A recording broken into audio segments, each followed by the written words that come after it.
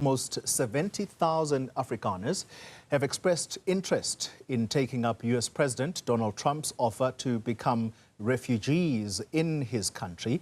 The South African Chamber of Commerce in the United States says it met with U.S. Embassy officials in Pretoria to hand over the details of those willing to leave South Africa.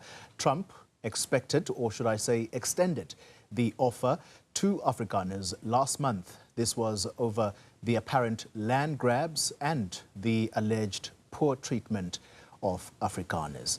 Well, the South African Chamber of Commerce in the United States President Neil Diamond is joining us in studio tonight, and such a pleasure to have you here. Welcome to South Africa. Let's start with the significance of your travel to South Africa, and specifically to hand over the list of these individuals. Why was this important? Good evening, and good evening to your viewers. It was very important for the South African Chamber of Commerce in the US to travel to South Africa so that we could share the details of those folks that have registered on our website to receive more information and express their interest in the refugee program as contained in President Donald Trump's executive order of February 7th, 2025. Immediately following the executive order, it was about 5 p.m. US time that we got the information. We relayed that through to some of the folks we knew in South Africa, and it just spread like a wildfire. By the time I woke up on Saturday morning, February 8th, I had 7,500 emails in my mailbox, over 2,500 texts, WhatsApps, and Facebook messengers, and basically our mail server crashed. We couldn't deal with the volume of inquiries that we received, which was totally unexpected. Yeah. The reception at the U.S. Embassy in South Africa when you handed over this list of nearly 70,000 individuals, and someone is probably asking them the question at home, why did the South African Chamber of Commerce take it upon themselves to do this? Is it because the process itself by the U.S. government was not immediately available? I think the executive order caught some folks off guard. I don't think everybody was fully prepared for that. But when the executive order was signed by President Trump, it immediately spread like a wildfire. There were no channel through which people could make inquiries. And rookie mistake, the Chamber on our press release put down an email address and a phone number, and that happened to be mine. So we needed to navigate a very challenging environment with a floodgate of people expressing interest in President Trump's offer to resettle South Africans, Afrikaners specifically, to the United States.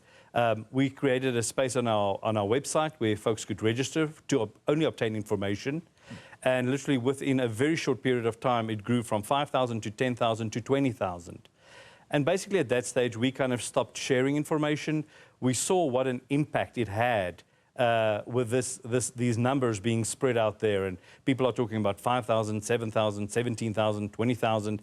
So we decided not to share the information further, but the website was still active for people to register. Yeah. I traveled to Washington, D.C. that following week, reached out to the State Department as well as the U.S. Embassy in South Africa to indicate that we would like them to make a channel available for South Africans that would like to get more information and register for refugee status. That cannot be the responsibility of the Chamber. We found ourselves in a very uncomfortable position. Our focus and mandate is business and economic diplomacy, and this really stretched so far beyond what we are supposed to do. I'm gonna stop that right there. We don't even hear no more. You know the world coming to an end when you gotta tell white people go back to Africa, right? Usually it's them telling Negroes go back, ninja, go back to Africa, ninja.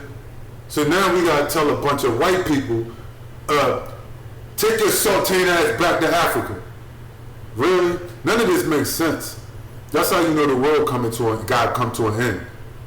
This is proof right here that the world has to come, this world has to come to an end, man. Now we gotta tell a bunch of saltine Nazis from South Africa to go back to Africa.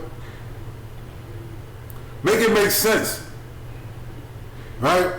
Now we already got a bunch of Spanish-speaking border jumping Nazis, racists. Now you got a bunch of racists from South Africa coming here on the teeth. right? They got a motherfucker to go down here to South Africa, right, with a mandate from Trump and Musk to put these motherfuckers on the teeth and bring them over here. 70,000 Nazis from South African Nazis crying because they can't steal shit from the black people that fast enough. Them and the Indians, a bunch of fucking coolies, right? Gandhi was in South Africa. You know, Gandhi was the one that helped. Gandhi said, I hate niggers. They're a bunch of Kafirs. They're a bunch of savages, right? And he helped kill black people in South Africa. That's right, Gandhi. And so his people down there too. And so because they can't steal enough shit from these South Africans fast enough, now they upset and they come into America. They're gonna ship them 70,000 Nazis, Elon Musk brethren Nazis from South Africa. Now they're gonna put them on the teeth, right? And ship their asses over here. Nah, go back to Africa. Like they tell us, right? We got enough we got enough border jumping Nazis around here. First we got a bunch of border jumping Nazis from south of the border. Now we got some border jumping Nazis from South Africa. Right? This shit gotta come to an end, man. Plain and simple. It has to be a reckoning. None of this shit makes sense. I'm done. That's all I got, man.